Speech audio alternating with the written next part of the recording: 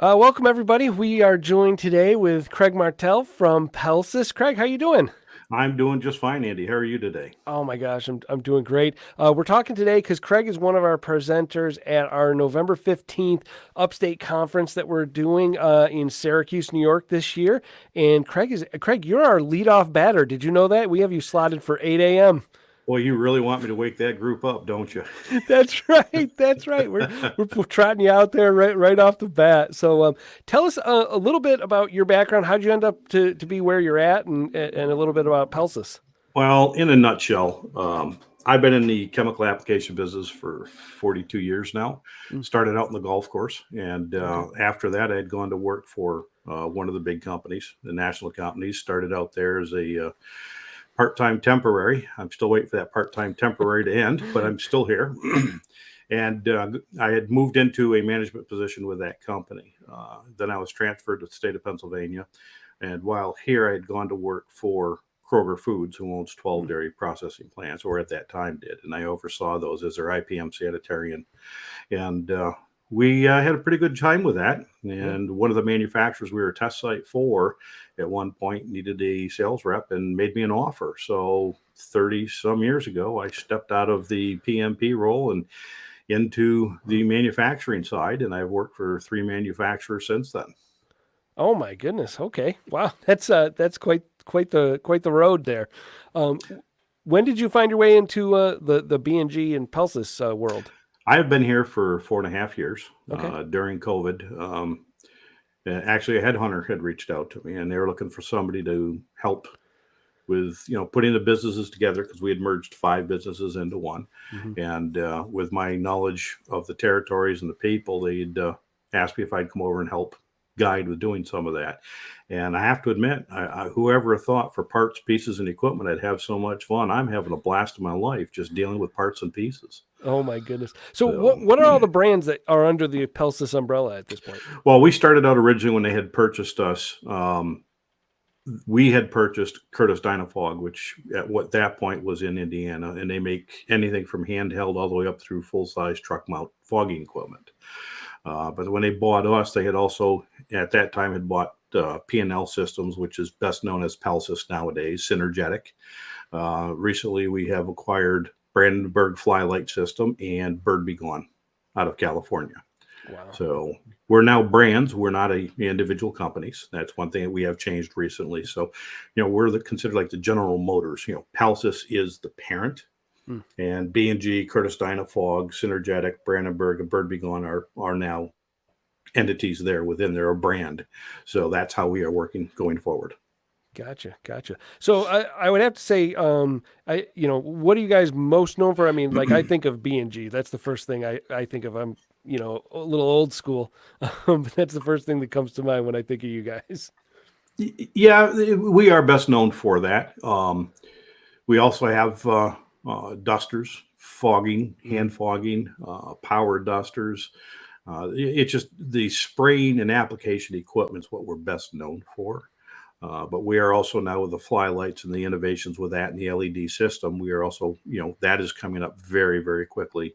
And in some arenas, is even we're better known in different arenas by the LED system rather than mm. the spraying application equipment.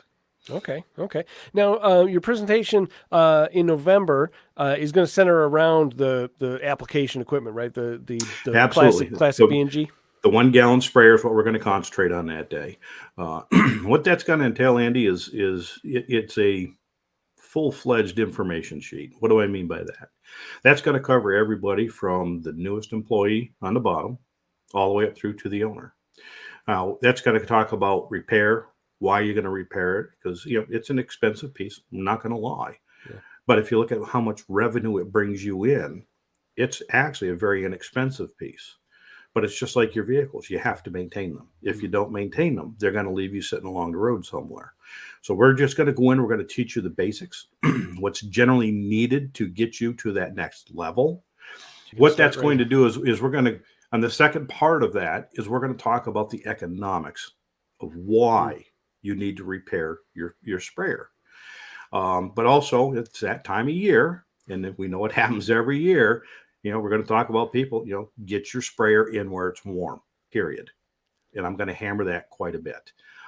So it's just going to give them a full-fledged, here's why you want to do it. Here's what it's going to give you as a benefit. Technicians, less breakdown time, which is going to be more money in their pocket. They're going to get more services done in a day, so that's how they're going to get paid. They want to make sure they're getting the best amount of material out of their service day as they can to get paid properly. Maintaining this sprayer at least once a year, preferably twice a year, they're going to mitigate any of those breakdowns or make them very minimal at best. Yeah. Now, how many people do you find you get to the end of the season and that sprayer comes out of the truck, goes into the shed, and goes into the garage or whatever, and it sits there with a little bit of residue in there, material uncleaned until spring? Is that pretty typical? Yeah, unfortunately, that's quite typical, and that's something that I'm definitely going to start hammering folks on, because you think about it, what is in that sprayer? It's a chemical that is in suspension. What's it designed to do? It's designed to separate itself, stick to the walls, and then create a barrier for the pests. Inside the sprayer, it's still going to try to separate. And if you let it go too long, you're going to wind up with chunks and material that are going to cause that to not work properly when it breaks apart and gets stuck somewhere within the system. Yeah, for sure. Now, I've been involved with pest management for almost 30 years, and I've had one time that somebody has sat down and said, "Oh, here's how you clean a B&G." And it was not an extensive training at that time.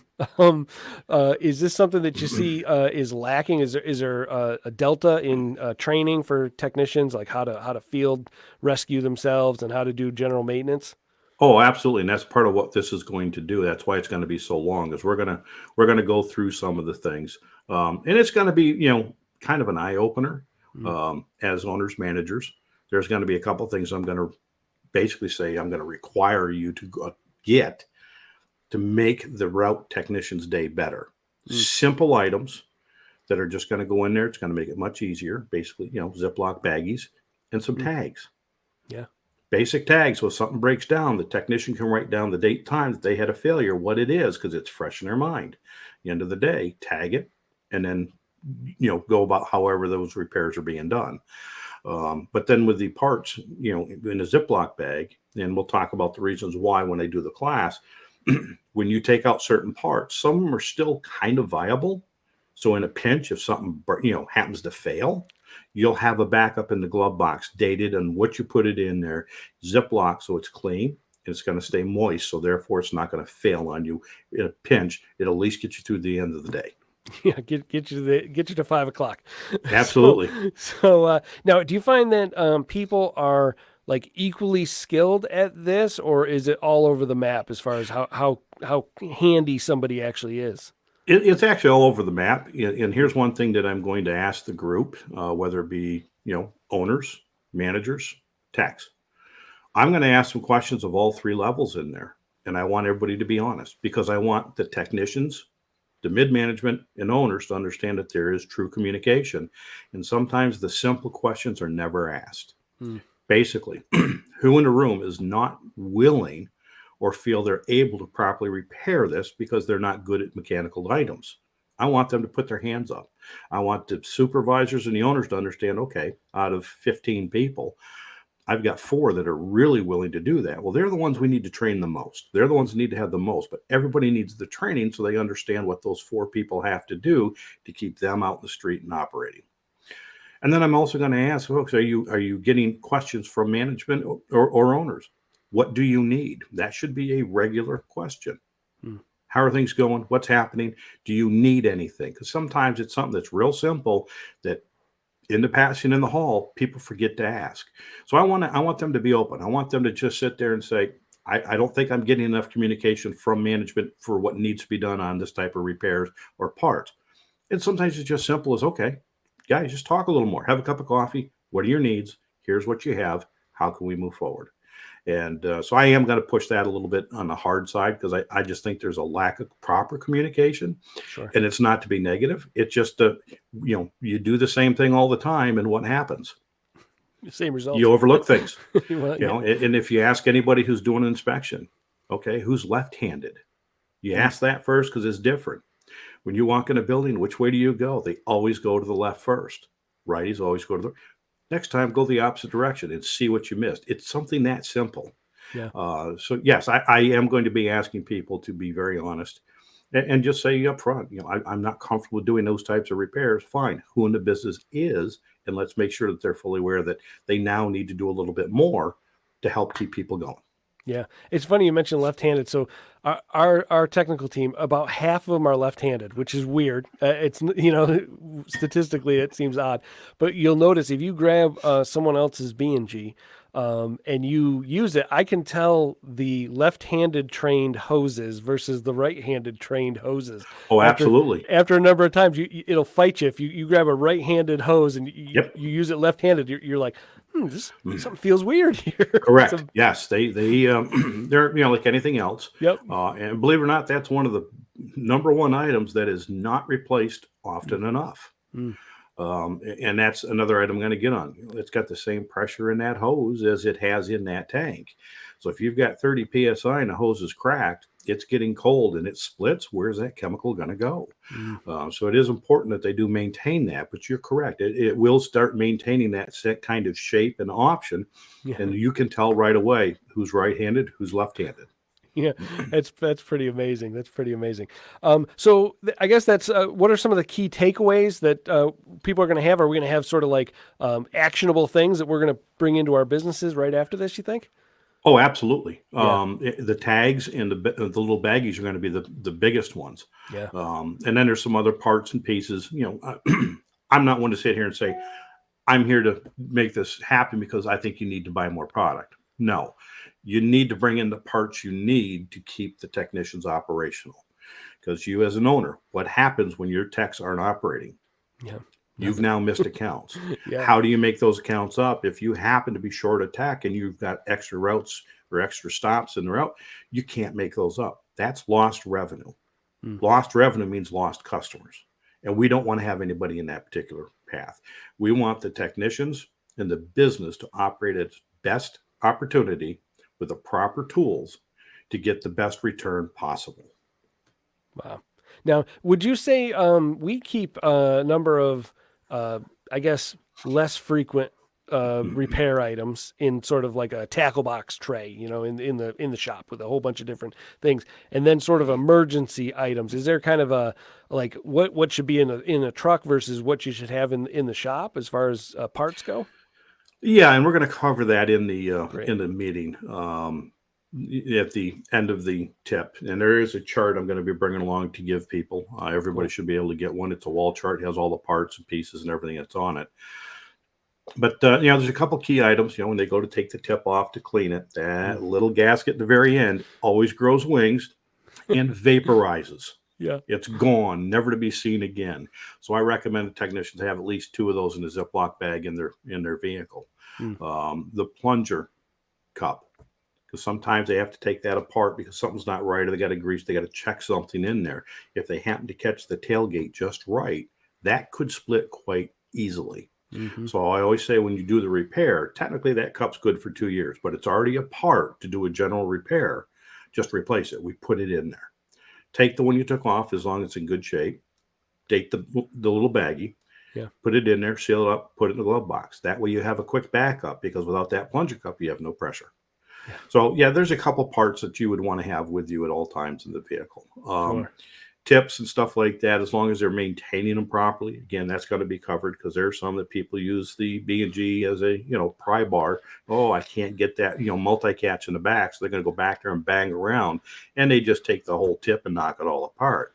So they're going to need to have a couple of items possibly available, and that's where each individual company is going to have to take a look, and that comes down to better training. Do you Mm-hmm. need to have an extra tip in the vehicle? Because they're costly. You Sure. don't want to have them lose it out of the vehicle either. For sure, for sure. So how can people get in touch with you if they want to ask some questions directly for you? The best way to get a hold of me is email, Okay. and it's at it's Craig, Craig, period, Martelle, Martelle, at bgequip.com. Okay. And usually within 24 hours, you will get something from me. If you don't, try it a second time. Just change the wording in the subject, because sometimes our security system will put it into the little cyber furnace and it disappears. It's gone forever. Right. And it basically just put in there, have a parts question that usually gets by. Okay. Awesome. So we look forward to seeing you. That's November 15th up here in Syracuse for the Upstate Conference. Absolutely looking forward to it. And hopefully we won't have a lot of snow that day because we never know in that part of the world. That's right. You never know. But I'm absolutely looking forward to this. That area I've not done this class in yet, so it's going to be a lot of fun. And I hope people, enjoy it, but also learn from it. For sure. Thanks, Craig. Thank you.